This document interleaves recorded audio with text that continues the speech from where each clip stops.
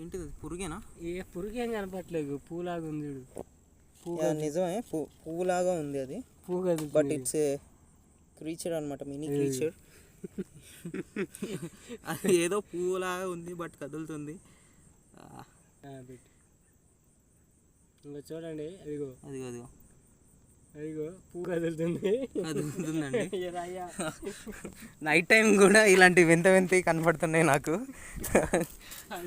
జనరల్గా మార్నింగ్ వచ్చినప్పుడు చూసేవాడిని ఇలాంటివి. ఇవాళ చీకట్లో కనపడింది ఒకటి.